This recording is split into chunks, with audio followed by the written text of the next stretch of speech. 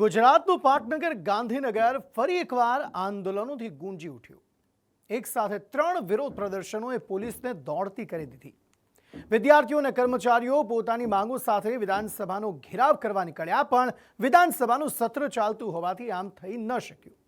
ત્યારે કયા છે આ 3 આંદોલન અને શું છે તેમની પાછળનું કારણ, જોઈએ આ રિપોર્ટમાં।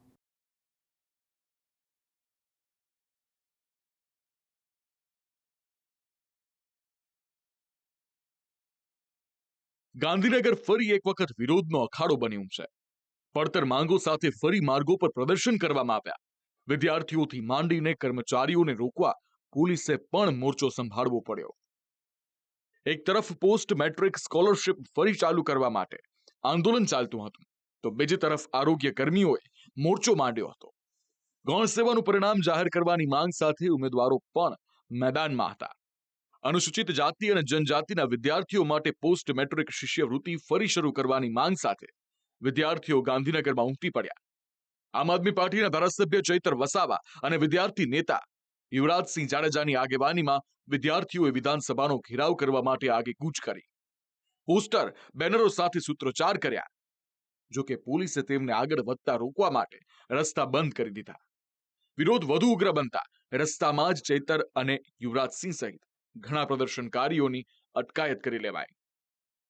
ચૈતર વસાવાનું માનીએ તો સરકારના નિર્ણયને કારણે હજારો વિદ્યાર્થીઓનું ભાવિ અંધકારમય થઈ ગયું છે। પોસ્ટ મેટ્રિક શિષ્યવૃત્તિ અનુસૂચિત જનજાતિના વિદ્યાર્થીઓને જે મળતી હતી ઉચ્ચ અભ્યાસ માટે, તે આ સરકારોએ બંધ કરી દીધી છે। અમે ગૃહમાં પણ અનેક રજૂઆતો કરી, છતાં એમનું પેટનું પાણી નથી આવતું, જેના કારણે 60,000 વિદ્યાર્થીઓનું ભવિષ્ય અધ્ધર થઈ ગયું છે। આ બધા વિદ્યાર્થીઓ સ્કોલરશિપ માટે આવ્યા છે। આદિજાતિ વિભાગનું 5,120 કરોડ બજેટ છે, શિષ્યવૃત્તિમાં 500 કરોડ રૂપિયા વપરાય છે। તો સરકારને એવી તો શું જરૂર પડી કે આજે શિષ્યવૃત્તિ બંધ કરી? અધ્ધરતાલ 10મા મહિનાની 28 તારીખે બંધ કરે તો કઈ રીતના ચાલે? વિદ્યાર્થીઓના વિરોધના કેન્દ્રમાં છે રાજ્ય સરકારનો એક પરિપત્ર, જેમાં પ્રોફેશનલ કોર્સની ખાલી રહેલી બેઠકોને મેનેજમેન્ટ કોટા હેઠળ ગણવાની જાહેરાત કરાઈ છે। આ પરિપત્ર ડિગ્રી, ડિપ્લોમા, નર્સિંગ અને ફાર્મસી સહિતના કોર્સને લાગુ પડશે। આ પરિપત્રને કારણે એસસી અને એસટી વર્ગના 50,000 જેટલા વિદ્યાર્થીઓ પોસ્ટ મેટ્રિક શિષ્યવૃત્તિથી વંચિત થાય તેવી શક્યતા છે। આ નિર્ણય પાછળ સરકારે કારણ આપ્યું છે કે મેનેજમેન્ટ કોટા હેઠળ મેળવવામાં આવતા પ્રવેશની ફી ખાનગી સંસ્થાઓના ફાળે જાય છે, શિષ્યવૃત્તિનો દુરુપયોગ થાય છે। જો કે પ્રદર્શનકારીઓનું માનીએ તો સરકારે શૈક્ષણિક વર્ષ દરમિયાન જ શિષ્યવૃત્તિ પાછી ખેંચી લીધી છે। સરકારે જે પરિપત્ર કર્યો છે 28/10/2024 રોજ, હવે જે પરિપત્ર છે એમાં જે પ્રવેશ પ્રક્રિયા હતી એ પૂર્ણ થઈ ગઈ હતી। હવે જેને મેનેજમેન્ટ કોટામાં કે બીજા કોટામાં જેને એડમિશન લેવાનું હોય, બાકીના જે હોય ને વેકેન્ટ કોટામાં કે લેવાનું હોય, હવે વેકેન્ટ કોટા મેનેજમેન્ટ કોટામાં ટ્રાન્સફર થાય તો એમાં શિષ્યવૃત્તિ મળે છે, અત્યાર સુધી મળતી હતી, પણ પ્રવેશ પ્રક્રિયા પૂર્ણ થઈ ગયા બાદ આ પરિપત્ર ફરમાન રજૂ કરવામાં આવ્યું છે। અમે વિરોધ નથી કરતા, પણ અમે એટલું કહીએ છીએ કે આ વર્ષ પૂરતા આ જે ફરમાન છે પરત ખેંચવામાં આવે, આવતા વર્ષથી આ જે ફરમાન છે ચાલુ કરવામાં આવે અને તાત્કાલિક ધોરણે જે શિષ્યવૃત્તિ જે બંધ કરી દીધી છે, શિષ્યવૃત્તિને ફરી બહાલ કરવામાં આવે, એ અમારી માંગણી છે। ગાંધીનગરમાં જ ઉમેદવારોએ ગૌણ સેવા પસંદગી મંડળ સામે પણ મોરચો માંડ્યો હતો। સીસીઈ ગ્રુપ એ નું પરિણામ જાહેર કરવા અને ગ્રુપ બી ની પરીક્ષાની તારીખ જાહેર કરવાની માંગ સાથે ઉમેદવારો ગૌણ સેવાની કચેરીએ એકત્રિત થયા। ઉમેદવારોના ધસારાથી ગૌણ સેવા પસંદગી મંડળની આખી કચેરી ભરાઈ ગઈ। આ તમામ પ્રશ્નો 26,000 જેટલા ઉમેદવારોને સ્પર્શતા હતા। મહેરબાની કરીને તમને એટલી જ વિનંતી કરવામાં આવે છે કે સીસીઈ ગ્રુપ એનું રિઝલ્ટ જાહેર કરો અને સીસીઈ ગ્રુપ બીની ડેટ જાહેર કરો। તમે કોર્ટ કેસમાં સ્ટુડન્ટ સાથે કેટલું રમી રહ્યા છો। 4 મહિનાથી સ્ટુડન્ટ વેટ કરી રહ્યો છે કે સીસીઈ ગ્રુપ બીની તારીખ આવશે। તારીખ આવવાનો ટાઈમ થાય ત્યારે સચિવ બદલાઈ ગયા, અધ્યક્ષ બદલાઈ ગયા, હવે નવા અધ્યક્ષ આવ્યા છે।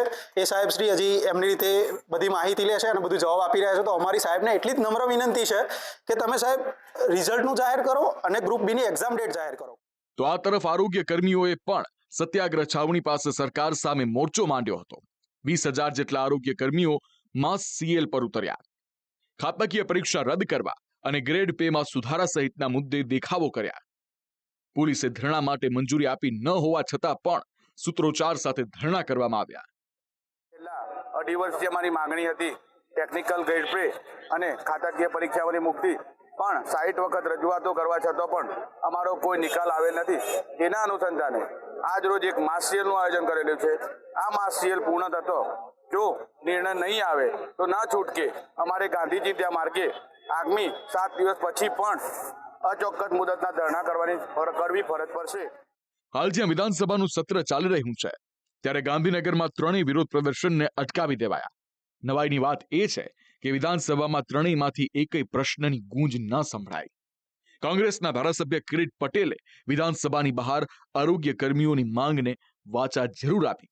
જે કરોડો રૂપિયાનું ખર્ચ એ આરોગ્ય વિભાગની અંદર કરી દેવામાં આવે છે, પરંતુ વર્ષોથી જે ભરતી કરવામાં આવતી નથી એ ભરતી નહીં કરવાના લીધે લોકો 20-20, 25-25 વર્ષથી NHMની અંદર ઘણા બધા ડૉક્ટરો એવા છે કે એ રિટાયર્ડ થયા છતાં પણ કરાર આધારિત નોકરી કરી રહ્યા છે અને એના લીધે આવા કર્મચારીઓને મોટું નુકસાન થાય છે. એટલે તાત્કાલિક અમે પણ રજૂઆત કરી છે કે તાત્કાલિક સરકારે આરોગ્ય વિભાગની અંદર આવા કર્મચારીઓની કાયમી ભરતી કરવી જોઈએ.